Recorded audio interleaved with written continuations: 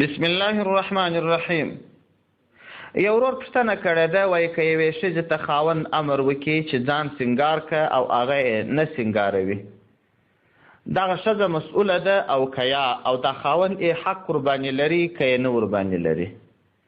د دغه ورور د پوښتنې په جواب کې باید ووایم چې د خاوند څو حقوق دي پر ښځه باندې.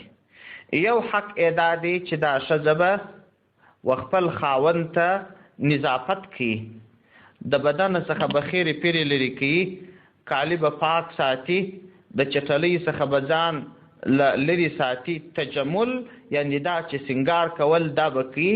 دا د دې ښځې حق دی، د دې خاوند حق دی پر دې ښځه باندې.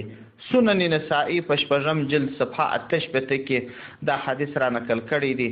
پیغمبر علیه السلام څخه پوښتنه وسوه چې خیر النساء یعنی بهترین د ښځو څوک ده؟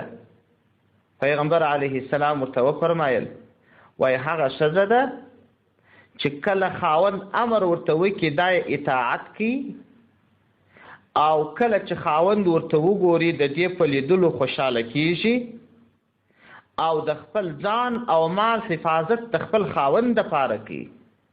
هغه ښځه بده ښځه ده چې خاوند ورته وګوري د دې د چټلۍ په وجه یې کرکه ځینې کېږي.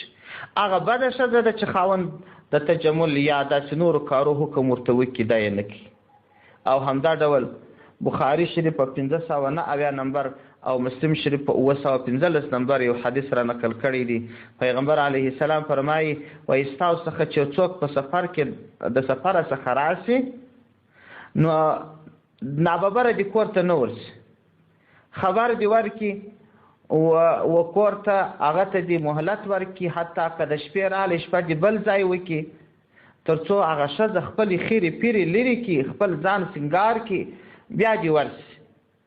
نو دا حکم د خاوند پر ښځه ستا، او که چیرې دا ښځه ونه کړي د ښځې د خاوند حق خوړلی دی، مسؤلیت یې د غاړې دی. السلام علیکم ورحمة الله وبرکاته. تعلیم القرآن اسلامی رادیو.